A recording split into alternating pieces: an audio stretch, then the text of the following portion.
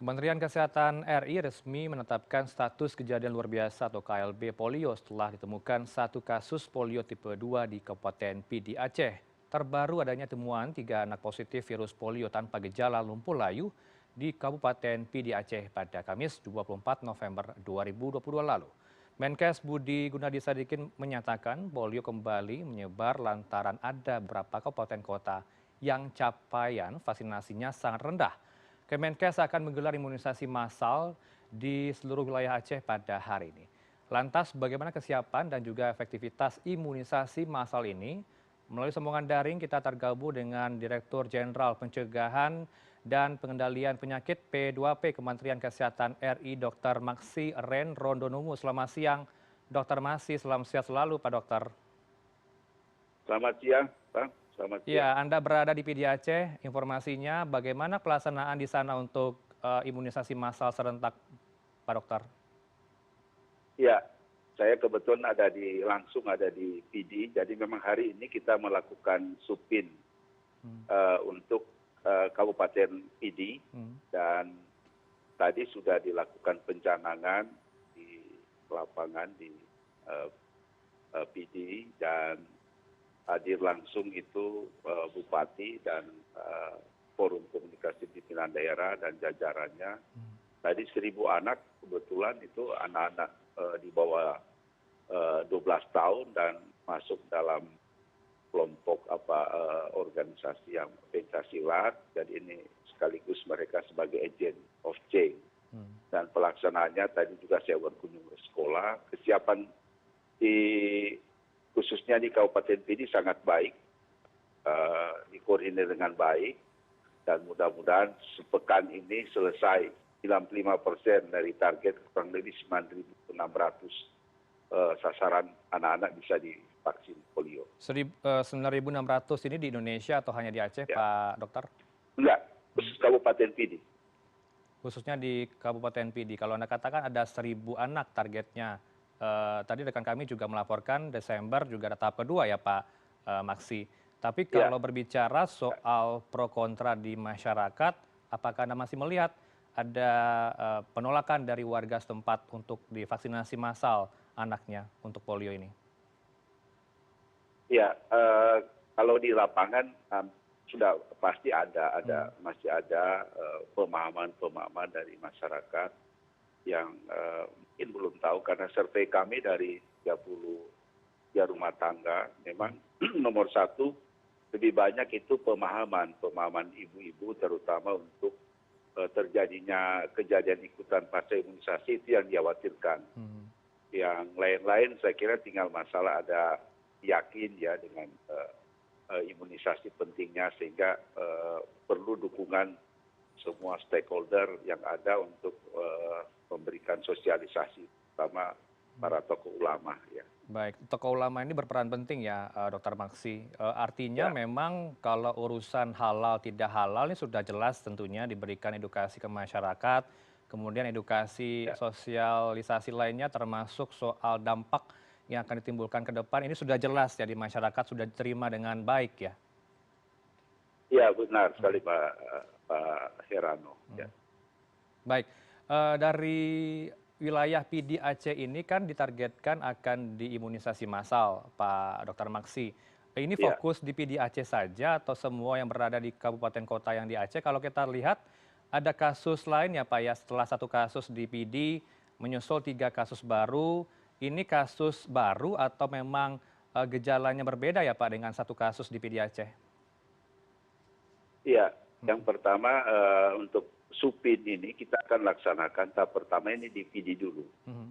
PD dan nanti pada bulan awal Desember itu kita akan lakukan seluruh kabupaten kota di PD. Kita lagi mempersiapkan sekarang kesiapan di lapangan untuk seluruh kabupaten kota. Mengenai kasus di memang satu kasus yang kami dapati dan diperiksa positif. Ada tambahan tiga kasus, tetapi memang dari kasus yang kami telusuri lewat surveillance dan pemeriksaan laboratorium itu positif, tapi anaknya itu tidak ada gejala. Sampai saat ini belum ada gejala. Sehingga kalau dimasukkan dalam kriteria kasus tentu saat ini baru satu kasus yang ada polio. Baik, Jika untuk itu kami terus monitor terus positif sebagai carrier dan tentu kita harapkan dengan teman-teman Dinkes Kabupaten ini itu dapat melakukan pemantauan terus termasuk bagaimana itu gizi anak itu dan tentu harus ikut juga melakukan imunisasi. baik Pak Maksi, kalau berbicara soal penyembuhan tentunya kita harapkan 3 anak yang menyusul terkena polio ini bisa sembuh ya. Tapi kalau Kepala Dinkes Aceh, Pak Dr. Hanif mengatakan hingga kini belum ada obat untuk menyembuhkan polio. Kalau dari Kemenkes seperti apa respon untuk mencegah polio ini dan juga menyembuhkan yang sudah terkena? Ya. Jadi benar sekali yang disampaikan oleh Pak Kepala Dinas Kesehatan. Sebenarnya ini penyakit polio tidak ada obatnya.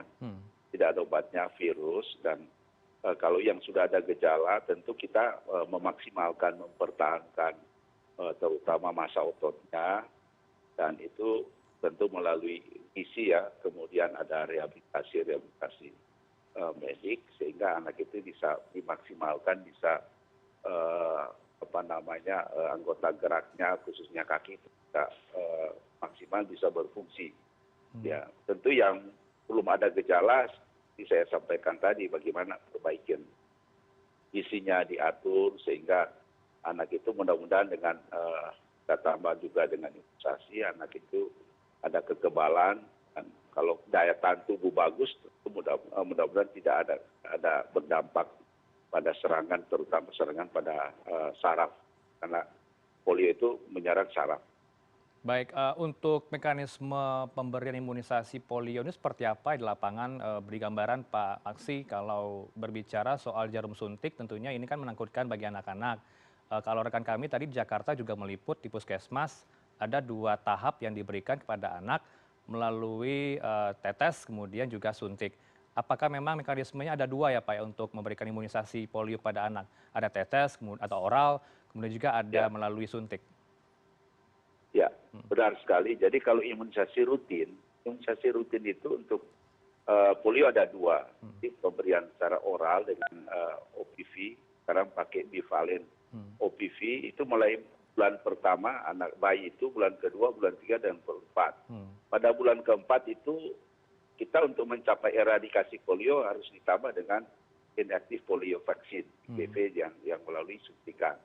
Kemudian nanti pada bulan ke-9 saat juga bersama campak itu dilakukan booster juga untuk lakukan suntikan untuk IPV-nya. Ya. Jadi 4 kali oral dan 2 kali suntikan. Tapi untuk supin ini kita semua lakukan melalui oral polio vaksin dengan novel OPV dan 2 kali 2 putaran. Sambil imunisasi rutin tetap jalan.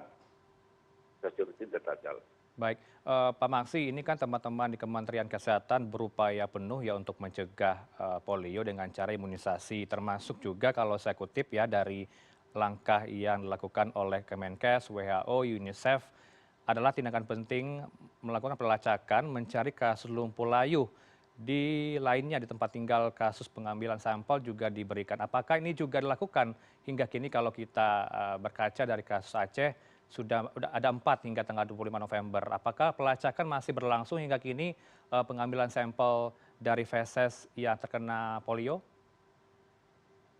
Ya, jadi sebenarnya surveillance paralysis AFP ini bukan cuma ada kasus ini kebetulan di Aceh, tapi ini dilakukan setiap hari oleh puskesmas. Dan ini sudah dilakukan bertahun-tahun sejak kita mendapatkan sertifikat eradikasi polio untuk wilayah regional CRO. Jadi ini dilakukan dan setiap puskesmas itu wajib melaporkan setiap ada lumpuh layu dan itu dilanjutkan dengan kalau memenuhi syarat dilanjutkan dengan pemeriksaan mengambil spesimen dan ini dilakukan terus-menerus. Jadi ada kasus ataupun tidak ini dilakukan, surveillance itu harus jalan. Dan kebetulan jadi di Aceh teman-teman bersama WHO dan teman-teman Kemenkes itu melakukan juga review untuk medical record yang ada di rumah sakit. Siapa tahu ada kasus-kasus yang pernah dirawat pada waktu lalu dan belum terlaporkan. Itu dilakukan terus-menerus. Dan Baik. tentu di khusus di wilayah ini dan sekitarnya, kami terus melakukan mengambil spesimen termasuk kabupaten tetangga, ya untuk melihat jangan-jangan ada kasus. Kita akan mencari virus polio liar yang ada. Baik, untuk penyebaran secara masif di daerah lain seperti apa ya Pak Maksi kalau teman-teman sudah melakukan surveillance, pelacakan, pencegahan dengan imunisasi, kalau untuk antisipasi seperti apa kalau penyebarannya akan masif ke daerah lain karena 30 provinsi mendapat ancaman untuk bebas polio? Ya, benar sekali Mas Serrano, kami sudah memetakan faktor-faktor risiko untuk daerah lain termasuk 30 provinsi yang lain yang cakupan OPV-nya baik OPV 1 sampai 4 dan IPV-nya rendah.